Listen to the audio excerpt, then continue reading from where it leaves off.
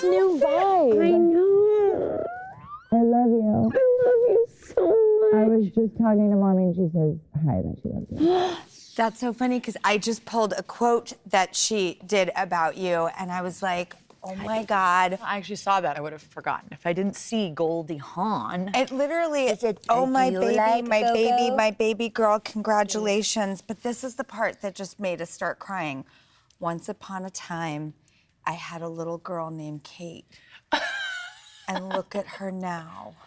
Aww. Oh my God. What does that feel like? And she was your date to the Oscars. Look, she's so cute. Look at her dress. Oh, I was saying, you're the best. You, both of you are so gorgeous. That dress is just was like a piece of art. It's money in the bag. And I saw Kurt, like literally the weekend of, I want to say like the Thursday. Oh yeah, that's right. And I said, I said I sent Kate flowers. I don't know if she got them or not because you never know. So good, thank God. You never know if there's. Oh wait, oh my God, I have a letter that I wrote you that's sitting on my desk. Oh my God. I'm gonna make someone take a picture of it so that you can see that it's sitting there since you sent me those flowers. I think all flowers should come with like this does not even warrant a response too, because then you start doing the back and forth and you're like. I love sending notes. Okay, good. I know, I do too, but I literally, you got nominated and I was like, send flowers immediately. I was so happy for you. It was so exciting. It was so exciting and so like it was such a great group of people too. The whole like Oscar journey. It's a journey too. Yeah, like it's a whirlwind. Months and months of travel and lunches and meetings and things and interviews and different award shows. It dominates your whole life, I bet. Yeah. By the way, I wouldn't know because I've never been nominated. Never. You got to get back in the swing, Drew. So funny. Someone was like, would you ever like want to try for that? And I was like, I mean, if it hasn't happened yet, I don't know what I can do, but I'm sure there's something. I don't know. There was a part of me though, it was like, this is like a new era of my career, you know, the middle-aged era where you get to do things that are, you know, where you get to deep dive into different kind of roles. I can't believe you said that because I'm upstairs. When was your first? What happened? Oh, hi. Oh. They're not filming yet. Oh, no, we are. Oh, he said go. Oh. Great. Perfect. That, by the way, I'm Drew. Hi. Oh my God, that's so funny. We're so That's loosey-goosey around here. You do what you want to You do. can go in, so I was like. I have a gynecologist appointment in 5 minutes. It's going to be great. I was looking at your IMDb, and I was like, okay, because what was like the first year that you started working? Do you remember the year? I think it was age? 1995. I did like Party of Five. I did an episode of Party of Five.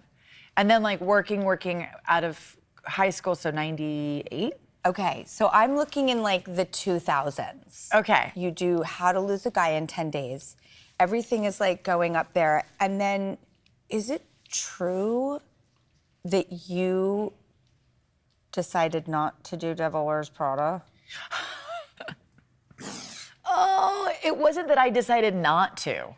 It was like one of those things. Like it got away? There was like scheduling stuff. It was, you know, in conversation and there was all these things happening and I decided, yes, not to but of course, like it happened exactly the way it's supposed to. Always. Yeah, and that's the Mine's movie Boogie Nights. industry. And I never wanted to say it because Heather Graham is supposed to be the no, roller that's girl. There's right. no everybody else. That's right. And it's not about competition. It's about, what's that great Gwyneth Paltrow movie, Sliding Doors? It's sliding doors. Everything happens exactly the way it's supposed to.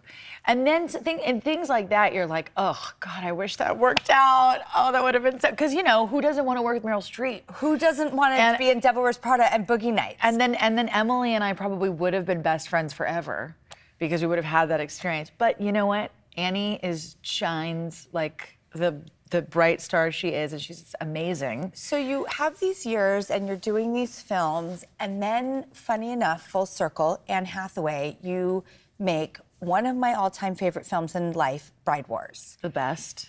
I love this film so much that when we first started and no one was here and no one wanted to talk about anything because it was COVID, so there was nothing to promote, I was here by myself and I asked Casey Wilson and June Diane Raphael, and I said, would you come on the show and just talk about the making of Bride Wars, how you created it?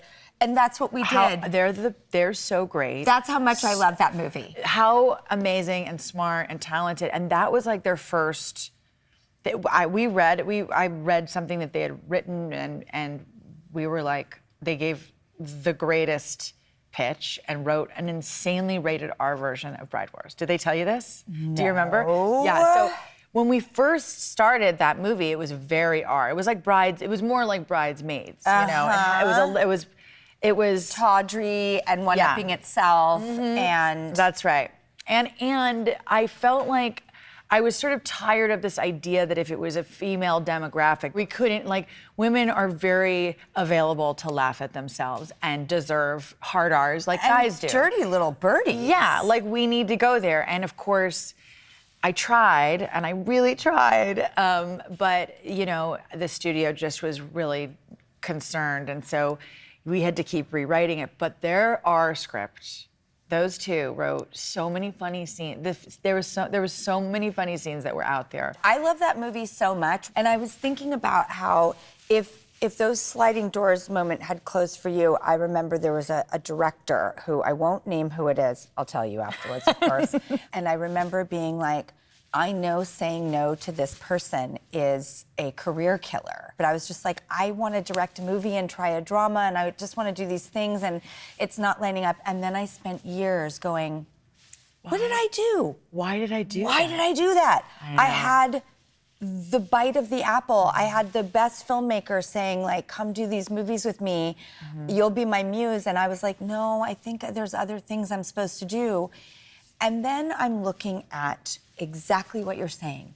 The quality of the films you are making, a second Academy Award nomination. I know, it's so exciting. I feel like I'm in a creative highlight. You're in a real juicy place. It's been really great, and I think part of that is like really understanding, and I really wanted to just work with great people, and having like the privilege to be able to just work with great people and to say yes to the things that really move me versus. And does a piece come in about all the choices we made along the way if life really is where we want it to be? And you don't know that at the time because you don't have that objectivity or perspective. Yeah. So you just go, oh God, I'm clinging to fingers crossed and hope, and then it's like, do you see how every choice and thing where it landed has led to today, which seems so thriving, deservedly so. It does, and I think too, like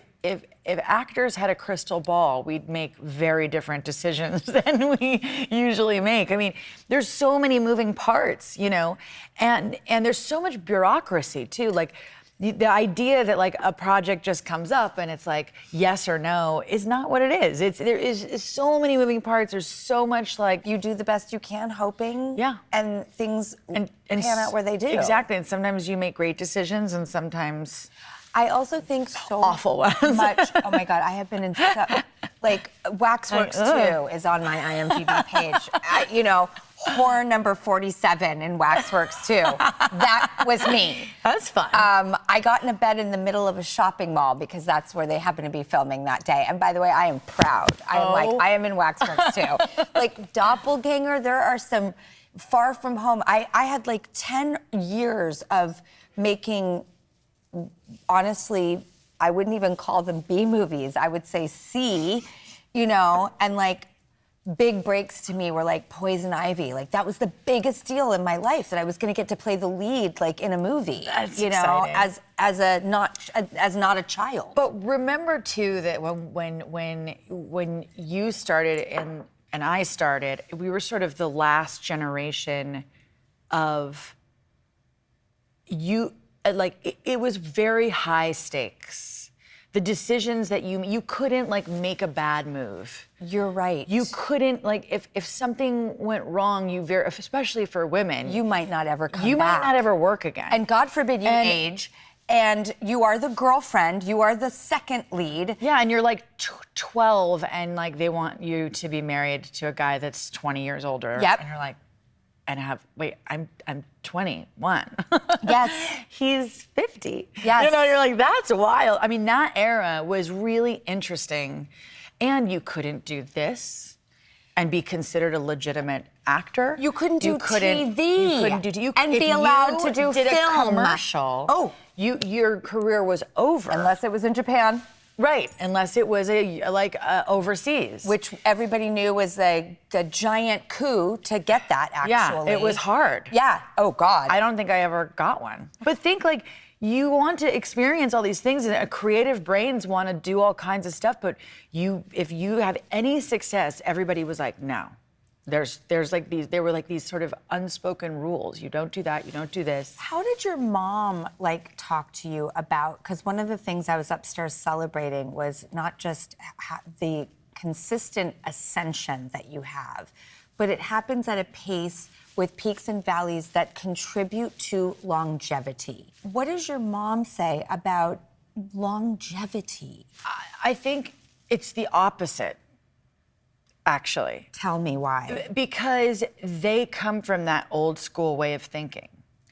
And there's been so much shift and change, you know. Kurt has a little bit of a different point of view because he started in television and he was a child actor. And yeah, so he's got this sort of like, you know, if it's good, it's good, you know, kind of mentality. Whereas my mom was such an iconic movie star. And at the time, like we're saying, anything other than that, her going back to television would be like an absolute no-no at that time. Kiss of death. And now she doesn't see it like that, but it's more like, I think their mentality is like, the less the better, right? Like, we don't need to do all of this. I don't want to do a million things. I don't want to do a million promos. I don't want, you know, it's like they want to do like specific stuff. And do you know what I'm saying? Whereas I'm like, well, no, actually, nowadays you have to do everything. Yeah, oh God, I was like, I do not relate. You have to do everything. Less and my mom would be like, subtle? really? And I'd be like, yes, Mom, you have to do that show. You have to do that podcast. Like, Mom, you have to do that. And she'd be like, okay. So it's just reading shifted. an article about the most important and relevant and meaningful podcasts in our society made by creators who come from entertainment, and sibling revelry was on there. Really? Yeah, and I couldn't wait to tell you. So happy. I know, and you know how much I love your brother. And I love that. I'm trying to upstart a show with him and Tay Diggs because he can give women the advice they need. When we're done here, I'm going to show you the video I got for my birthday, because he didn't come to my birthday. Where was he? He was in this golf tournament with his friend Joe Buck, and so Joe sent me a video. And it's insanely inappropriate. I love it. And I'm like, Ollie, one day you're gonna get in so much trouble and I'm gonna enjoy it.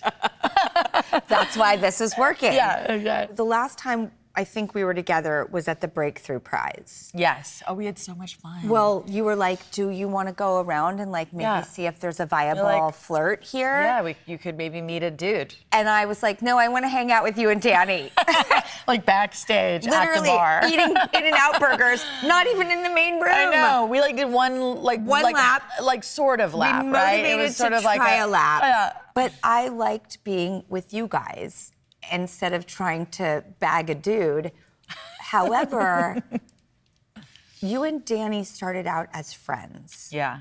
I've always heard that might be the most ideal recipe. I know him and his family so well that the fact that we fell in love, any moments that have become challenging or hard, we're so connected through our families.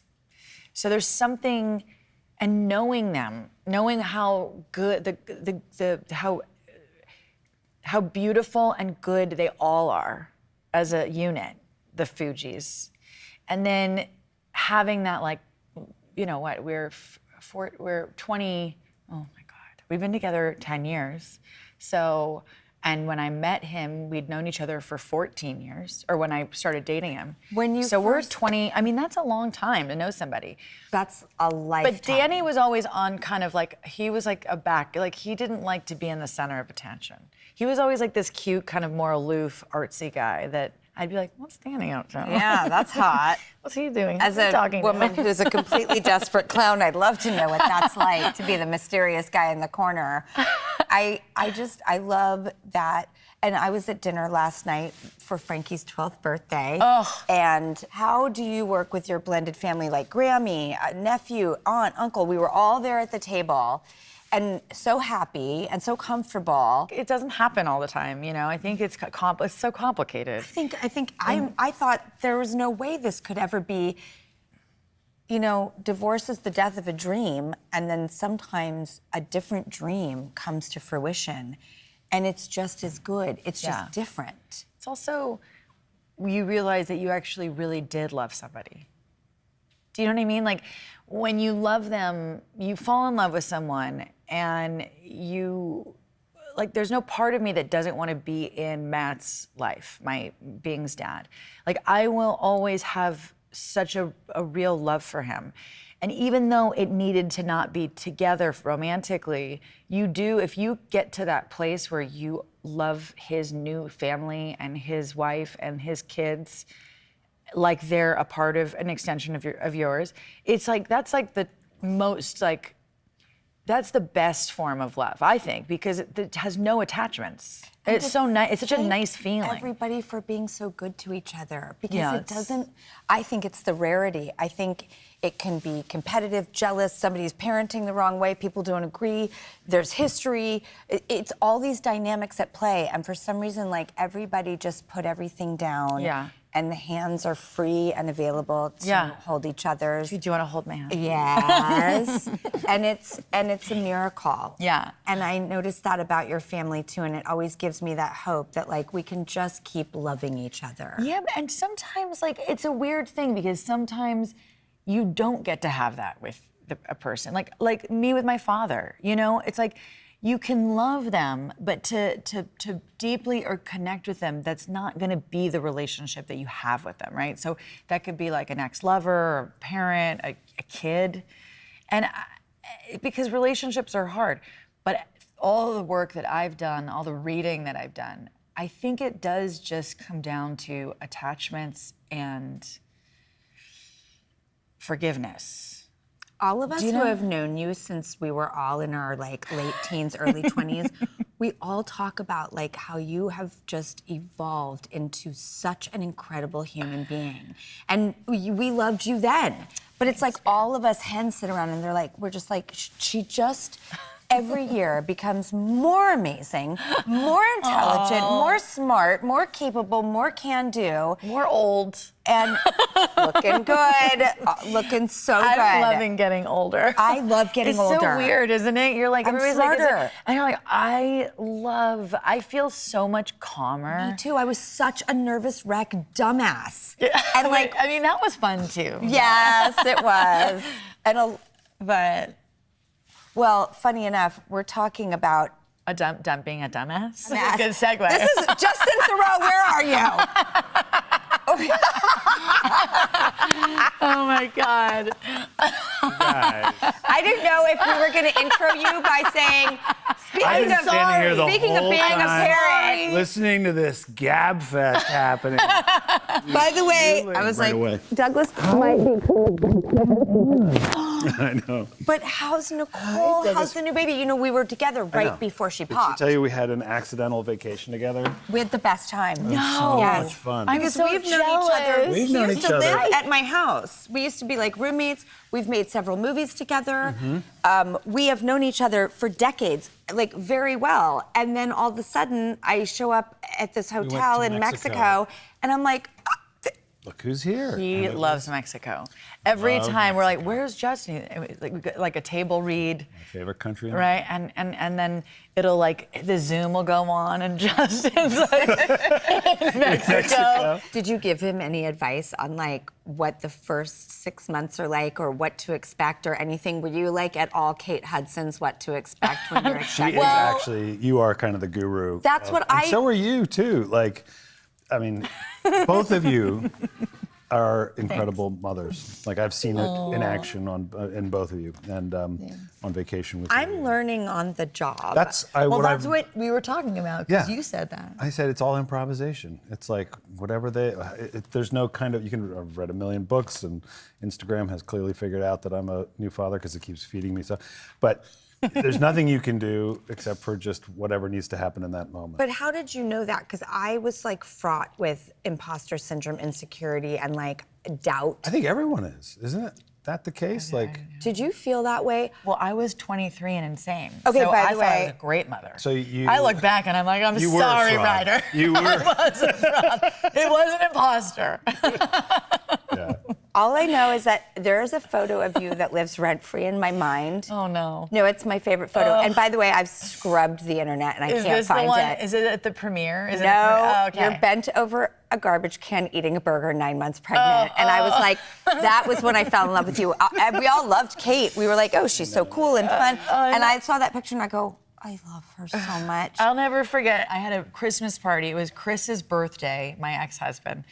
And I decided to throw him a birthday party, and I opened the doorbell rings, and I decided to wear a size 2. Now, granted, I had gained 70 pounds. I was enormous. I was a week away from giving birth, like 2 weeks. You did change your body in ways that I didn't think possible. It was a The while. Christian Bale of pregnancies. Yeah, it was the greatest transformation. You were like, whatever I need to do for the role. Literally. I'll just do it. It was Just the Christian drink, Bale of putting pregnancies. Haagen-Dazs in the microwave and just drinking it. Yes. I mean, basically, I wore this tiny little mini size 2 Versace stretchy dress, and I was so happy it actually, like, I could kind of fit. And then I put these big furry white Uggs on, so I looked like a Santa Claus. She's single. And I was out here and red lips, and I opened the door, and it's Ben Stiller, and he just burst out laughing. Oh, he would. And I started to laugh, and I almost peed in my pants. It was we didn't need to say anything. It was a vibe. I love watching you guys play siblings. I'm knee deep into season 2. I love season 1. I want a little Ike Barinholtz in there because I'm so obsessed with him. Has he not shown up yet? Not that I know of. I'm not that deep in, but I'm missing. I love the Barinholtz. You're gonna get a heavy dose of Ike Barinholtz. I love where this is going. I feel like there's some appropriate moves made because hearts are maybe elsewhere. I don't know. I hope I'm not spoiling anything. It's like complicated. It is. Love is complicated. Well, because also, apparently at some point we get the memo that nice guys finish last. And what that I think means is once you've gone through all the bozos and thought that that was enough and that's what it was, and maybe it was at the time, like the stakes are low, but then it's like game time to settle in with someone who is a good human with model behavior and like is reliable. Yeah. You could have a bunch of different variations of that. Do I really want that? Yeah. Yes, I do. Eventually. Eventually. I remember being perched on my boyfriend's back drunk as he's spinning me around the room. We had a couple chaotic nights, I remember. It was Fabby. Yeah. I was literally perched on top of him and he was spinning me. And I was like, I'm not letting go. Exclusive. At the Mercer Hotel, like fun. best days ever. Oh my God. Yeah. It's Like fun. those days are gone.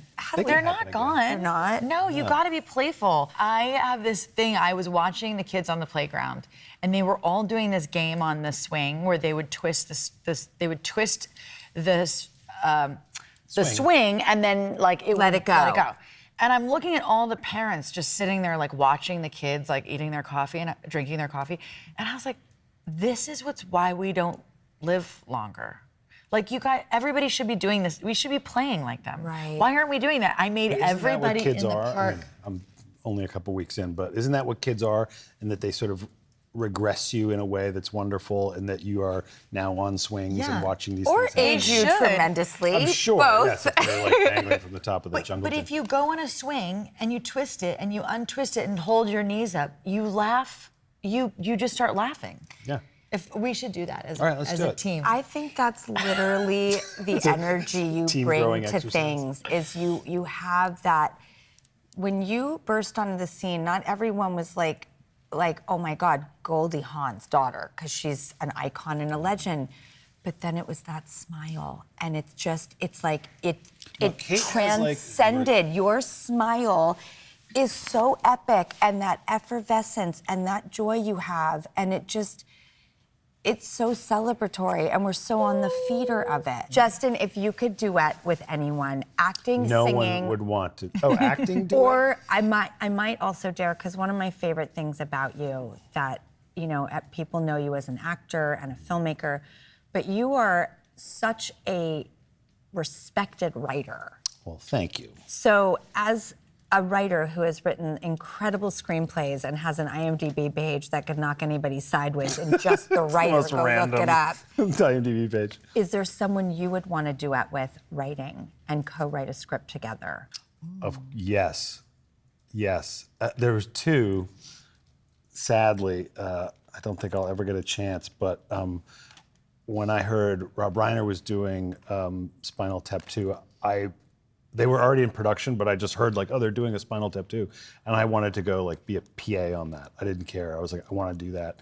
And Christopher Guest would be another one that I would give anything to write with him or do something. With you at his house. Yeah. Something. To watch. You were prepping sad. for Alex and Emma. Yeah. And I was dating Luke. Yeah. And we were at his house and watched a movie. Yeah. What movie did you Yeah, watch? with the whole crew. It was so fun. That was a great night.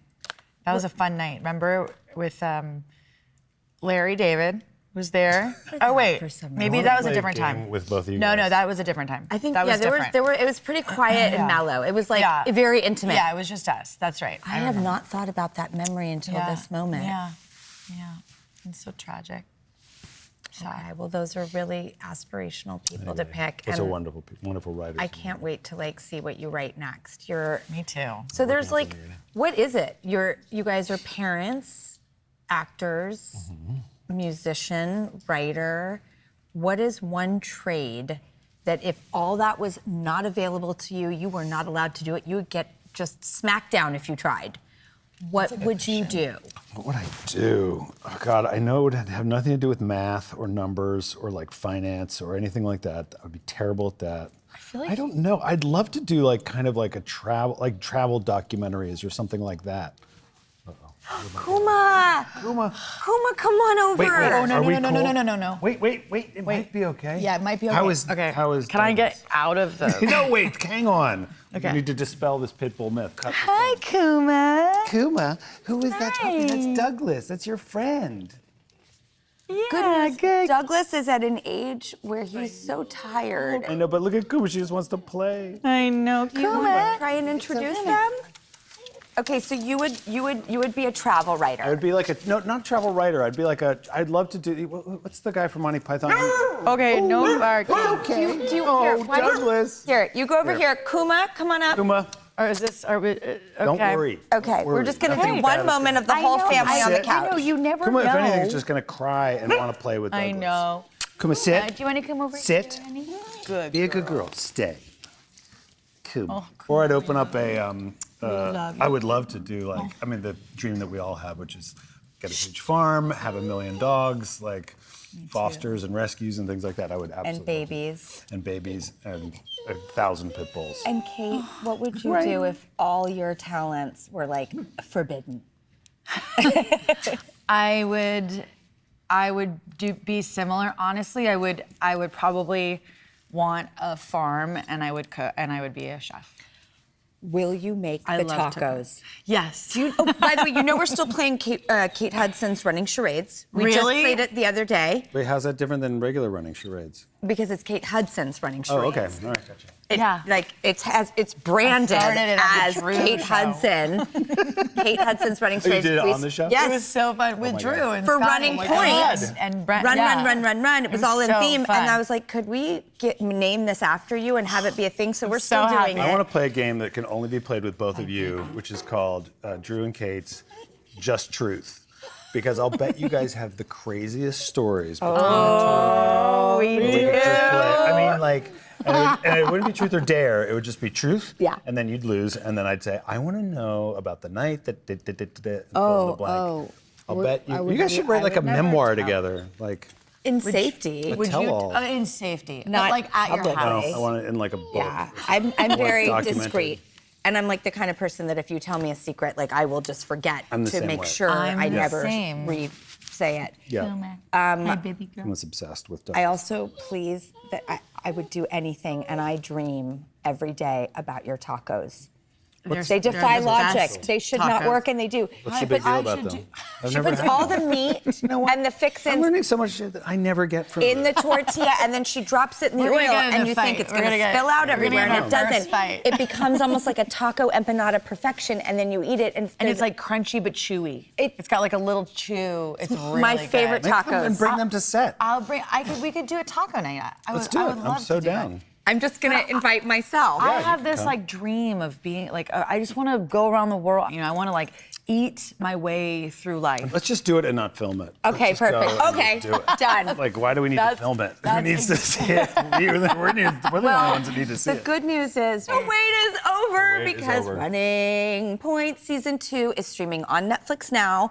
I am in love with it. I'm so happy. I get right back into the world. I love the way it opens too. It's like, I love as filmmakers that you get shot out of a cannon. I love where this And season crashing aboard. goes. It has a lot of surprising twists and turns, and it's begging for a season 3. And it is also so exciting to see a story about a woman who did this in real life. So to me, that always like raises the stakes, and I just love it. And let's please, let's go somewhere this summer. Yes, can we do that? Immediately. Immediately. Get this room to taco. Oh my God, we met up in Europe accidentally and had the best time. This time we should plan it. Oh, it was so great. And You she meet was all your friends accidentally. I'm not realizing. Because I You never met make a Europe. plan. I I'm know. Well, but Deb, who does I my have like makeup, 5 cell phone is my numbers best for you. friend. best Oh, friend. okay. Yeah. And so Deb was with Drew. Deb was and like, I think that's Kate that's over there. Kate. That's hilarious. And then Yeah. we got together And and, then I was- spent time and just had the best It time. was That's so. We I went was to- we so did I'll the give you all Mexico my thing. coordinates. Okay, this do, summer. do. We were literally in Mexico, and then we went to, me and my wife went to Florida, and then we saw you in Florida. No, because they go, days we're leaving later. today, we're going to Florida. And I go, we're leaving tomorrow and going to Florida. Where are you going? And we went And to we the both same went to place, Florida. same hotel. No. We were like, well, the vacation So, extends. do you have the so same good. travel agent? But I would love to meet you guys somewhere this summer. I love I love you so much. I'm so happy for your just so well deserved. Thanks. Goodness. It's been really fun. Longevity, man. Yeah. Just to keep doing it. Kuma, you Yes. are so good. Kuma. Oh, love you.